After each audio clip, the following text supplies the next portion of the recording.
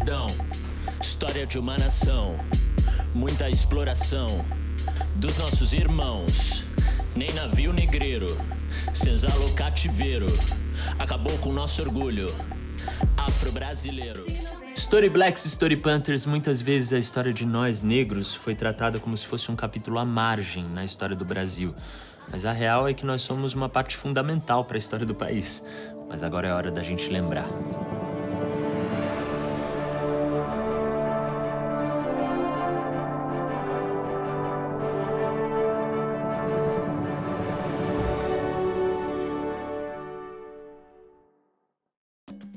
Storymigs, vocês já pararam pra pensar, porque a gente sempre começa a história negra no Brasil a partir do tráfico de escravizados, da escravidão. Como se fosse aí que começa a história dos negros que vieram pra cá. A gente se esquece que essas mesmas pessoas já tinham vidas e história próprias no lugar onde nasceram. E que o tráfico de escravizados foi do século XVI até o século XIX. Ou seja, foram quase 400 anos de escravidão no Brasil. 400 anos! Mas imagina quantas gerações não foram atravessadas por esse problema. Imagina quantas pessoas não foram violentadas por essa atrocidade. E tudo isso parece simplesmente normal pra gente. Parece uma questão de vestibular. E ainda me vem alguém dizer que é mimimi.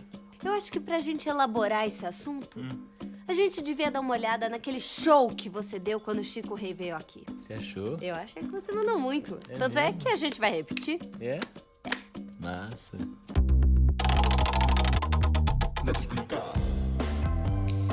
Storymanos e storymanas, sabe quando você ouve alguém dizendo que os escravizados vieram da África? Assim, como se na África fosse tudo igual? Então, na verdade, não é. Esse aqui é o mapa da África como a gente conhece hoje, com as fronteiras definidas em grande parte pela colonização europeia. Só que essa divisão aqui, galera, não levou em conta as fronteiras étnicas, ou seja, as fronteiras culturais, políticas e sociais entre os povos que já existiam aqui muito antes dos europeus. Esse aqui é um mapa aproximado das fronteiras étnicas antes da colonização. Acontece que aqui existiam muitas divisões políticas, muitos reinos diferentes entre si, aliás, bastante diferentes. Por exemplo, na chamada Costa da Mina, tinham comunidades como os Fon, os Yorubás, os Ibó e os Ibíbios, que falavam línguas pertencentes ao Níger-Congo, como o Yorubá, o Ibó, o Edó e o Ijó. Para vocês terem uma noção, a língua Yorubá é falada há mais de 2000 anos. Eram áreas fragmentadas, mas com estados fortes, como o Oió, o Ilé-Ifé e o Reino de Daomé, que controlava a política e a economia da região. Já um pouco mais ao sul da costa africana, nos atuais Gabão, República Democrática do Congo e Angola, a situação era diferente, porque lá o idioma falado era o Kikongo e os seus dialetos, e muito por conta disso, por conta de todo mundo falar o mesmo idioma, a unidade territorial era maior. Era uma área muito rica. No Mayombe, por exemplo, na atual Angola, tinham muitas jazidas de chumbo, cobre e ferro. E lá ficava o Reino do Congo, que tinha uma população de mais ou menos 8 milhões de pessoas, a capital era Mbanza Congo e o rei tinha uma guarda real de mais de 20 mil homens. A partir do século XV, os europeus e entre eles os portugueses se instalaram na África e teve início o uso de mão de obra escravizada, principalmente na costa ocidental do continente. No século XVII, esse comércio já era uma importante fonte de renda para os comerciantes europeus que estavam traficando escravizados de toda a África para as Américas. E com isso, os reinos, as organizações sociais, a cultura e toda a história tão rica e tão diversa da África foram brutalmente atingidos.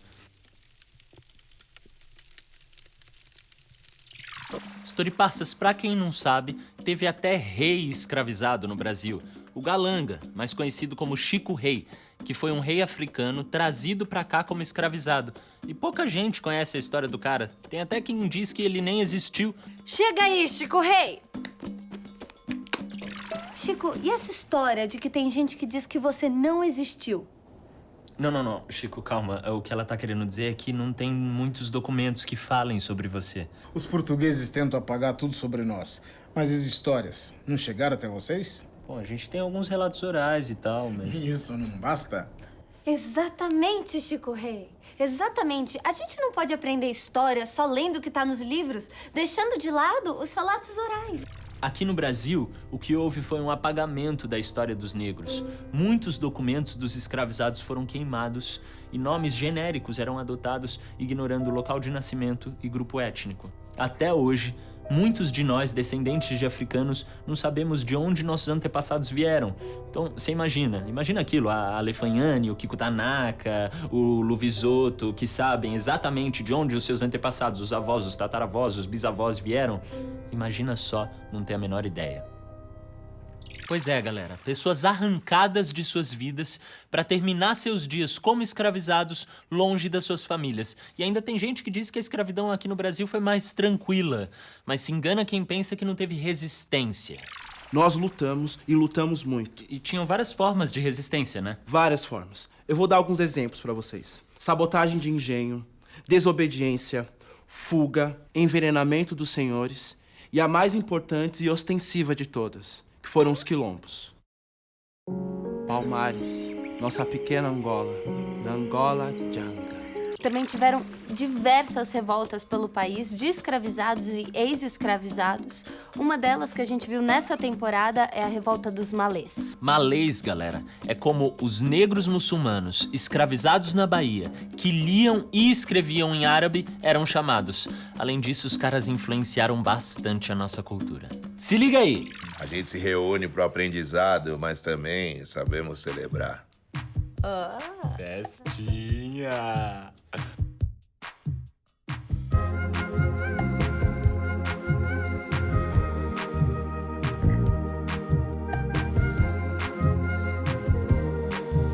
Eu sou o Maulê Haussal Nagô, filho de Alai da África, filho de Alai da. Aqui em Salvador, escravo eu não sou, viva lá da Darailicutã, viva lá da Darailicutã. E os malês festejam com todos os negros africanos e brasileiros, e o Rajab é uma festa pra todos. As revoltas negras, como a dos malês, pressionavam pelo fim da escravidão no Brasil.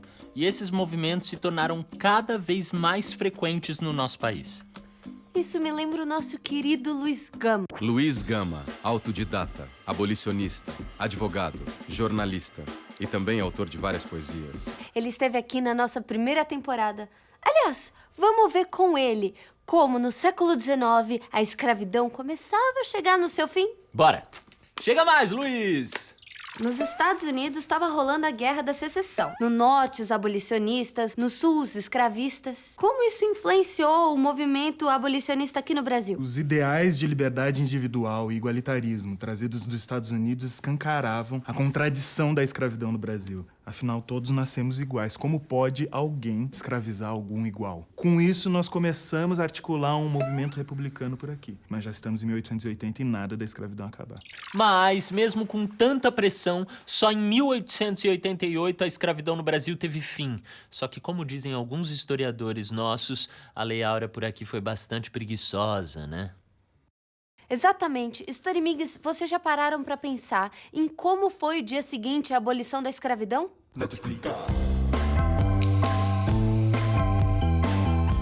No dia seguinte à abolição, a verdadeira preocupação da elite governante e do império era: como vamos manter os grandes senhores de escravo e a produção?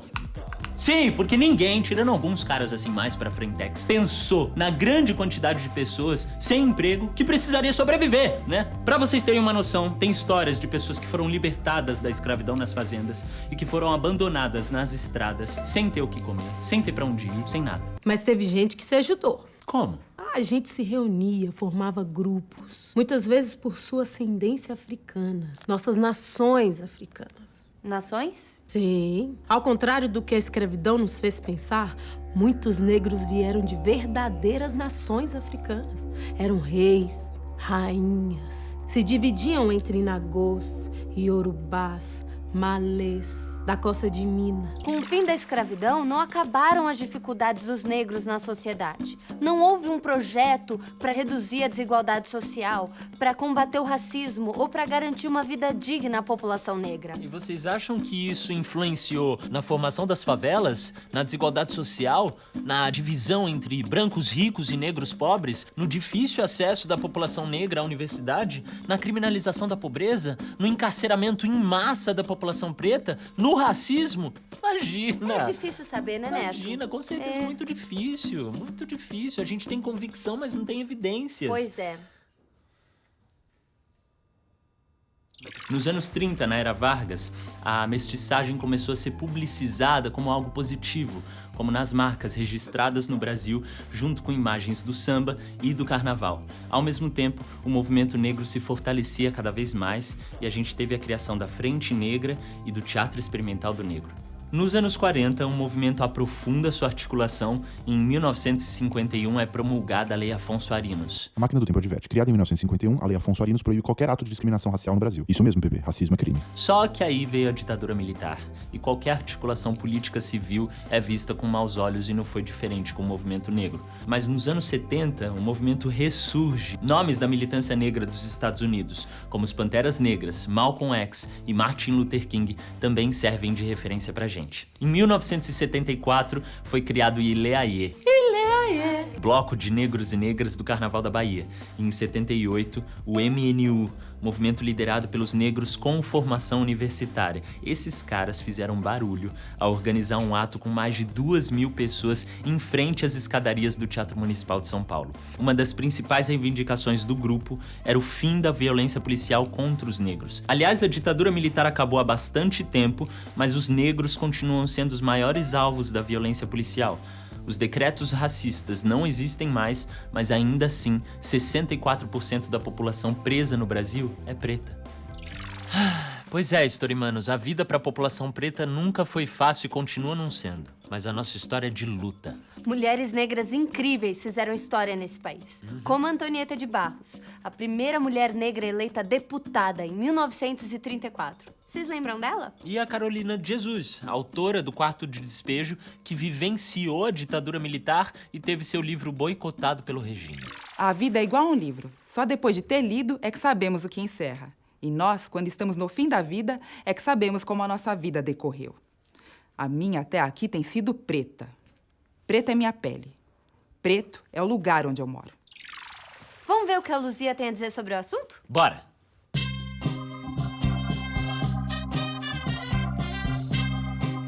História amadas e história amados.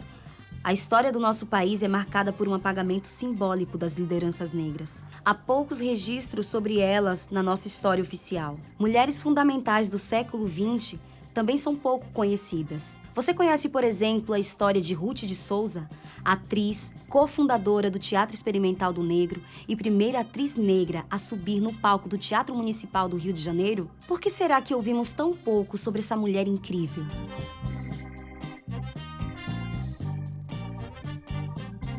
Isso tem nome e sobrenome, machismo e racismo. Mas as mulheres negras vêm lutando pela memória daquelas que vieram antes e para garantir o fim desse apagamento. Nomes como a filósofa Djamila Ribeiro, que diz, por exemplo, aspas, para nós, falar de machismo e racismo é questão de sobrevivência.